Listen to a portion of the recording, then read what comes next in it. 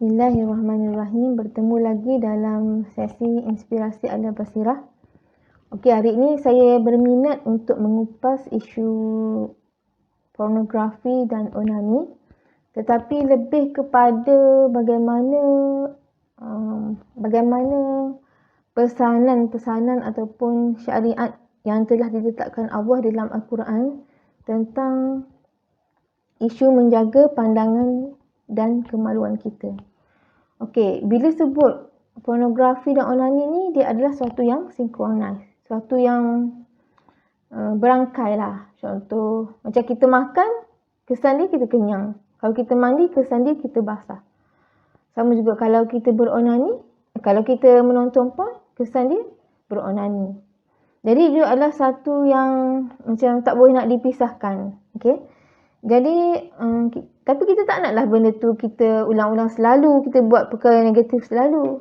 Kan? Jadi sebagai seorang Islam, kita perlu kembali kepada apa syariat yang Allah telah tentukan kepada kita supaya kita dapat mengelak melakukan dosa onani dan pornografi. Okey. Sebenarnya Allah telah mengiktiraf orang yang berjaya menjaga mata dia, menjaga kemaluan dia sebagai seorang yang berjaya. Sebab apa? Sebab benda ni memang susah nak buat. Jadi Allah iktiraf sebagai orang yang berjaya menjaga maruah diri ni adalah orang yang berjaya. Okey, hari ini saya nak bawa kalian kita menelusuri surah Al-Mu'minun. Okey. Ayat 1 hingga 7 lah. Okey, kat sini kita akan ambil sedikit apa yang penting untuk kita. Okey, saya bacalah sikit. Bismillahirrahmanirrahim.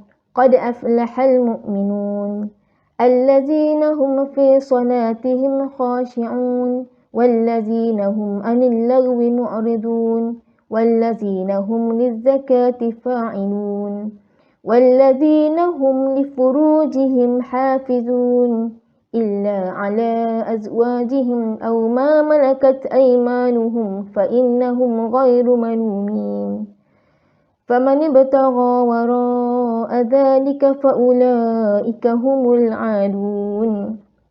Sesungguhnya beruntung orang yang beriman, iaitu orang yang khusyuk dalam solat dan orang yang menjauhkan diri daripada perbuatan yang melalaikan dan tidak berguna, dan orang yang menunaikan zakat dan orang yang memelihara kemaluannya kecuali terhadap isteri-isteri mereka atau hamba yang mereka miliki, maka sesungguhnya mereka tidak tercela. Tetapi barang siapa mencari di sebalik itu, zina, pornografi, onani, LGBT, maka mereka itulah orang-orang yang melampaui batas. Jadi kat sini Allah telah tetapkan dalam Quran, antara orang yang berjaya adalah orang yang menjaga kemaluan dia kecuali terhadap isteri-isteri mereka. Maksudnya isteri adalah tempat yang halal, isteri atau suami lah. Maksudnya pasangan adalah tempat yang halal untuk melampiaskan hawa nafsu. Jadi kenapa kita terus menonton pornografi, kemudian beronani, okey, semata-mata untuk melepaskan nafsu syahwat kita atau berzina dan sebagainya. Dan Allah telah mengiktiraf golongan-golongan yang mencari yang sebaliknya itu, mencari yang tidak halal walaupun dah ada yang halal, sebagai orang-orang yang melampaui batas. Okey, itu yang pertama. Yang kedua, Allah juga menyebut dalam surah An-Nur, okey, supaya kita ni menjaga pandangan mata dan kemaluan. Maksudnya mata dan kemaluan ni dia adalah dia disekalikan dia. Maksudnya apa dosa kita buat kat mata akan efek dosa pada kemaluan kita. Sebab itulah kena menjaga pandangan. Dalam surah An-Nur ayat 30 Allah dah cakap dah supaya kepada lelaki dan perempuan agar menjaga pandangan. Yang pertama kat sini Allah kata katakanlah kepada lelaki yang beriman agar mereka menjaga pandangannya dan memelihara kemaluannya. Demikian itu lebih suci bagi mereka. Sesungguhnya Allah Maha mengetahui apa yang mereka lakukan. Dan katakanlah kepada para perempuan yang beriman agar mereka menjaga pandangannya dan memelihara kemaluannya dan janganlah menampakkan perhiasan auratnya. Untuk orang-orang lelaki, Allah kata menjaga pandangan Dan kemaluan itu adalah suci untuk mereka. Untuk perempuan pula, lepas Allah kata jaga pandangan, jaga kemaluan, Allah sebut jangan mendedahkan aurat. Sebab aurat itulah yang menyebabkan lelaki-lelaki hari ini yang rosak. Sebab pornografi tu hakikatnya mereka membuka aurat. Jadi orang tertarik, orang tengok, terangsang, akhirnya melakukan maksiat. Jadi kita tak nak benda tu berlaku dalam diri kita. Dan sebenarnya syariat untuk tidak menonton pornografi, tidak memandang perkara haram bukanlah hanya untuk orang berkahwin, tetapi untuk orang yang tidak berkahwin. Orang yang tidak berkahwin juga sekiranya ada keinginan-keinginan seksual dan sebagainya sebab tak tahan tengok banyak sangat gambar lucah dan sebagainya.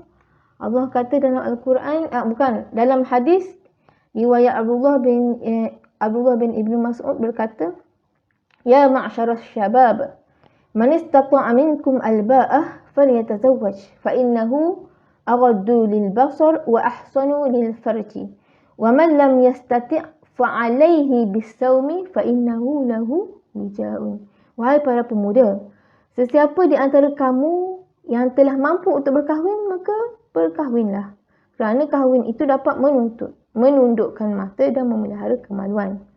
Dan barang siapa yang belum mampu, maka hendaklah mereka berpuasa kerana puasa itu menjadi perisai baginya dalam membendung syahwat. Jadi kat sini, sebagai seorang Islam, perlulah kita mengambil panduan-panduan di dalam agama kita. Apa agama kita sudah tetapkan, kerana itulah yang menjadikan kehidupan kita lebih baik. InsyaAllah tu saja untuk kali ni. Semoga kalau kita rasa tak kuat tu kan, kita tengok balik apa yang Allah kata dalam Al-Quran sebelum kita hafal. Sebab ayat yang dihafaz tu lebih menguatkan jiwa kita. InsyaAllah menguatkan jiwa kita untuk meninggalkan maksiat, pornografi dan onani. Sekian itu sahaja untuk kali ni. Semoga bermanfaat. Assalamualaikum warahmatullahi wabarakatuh.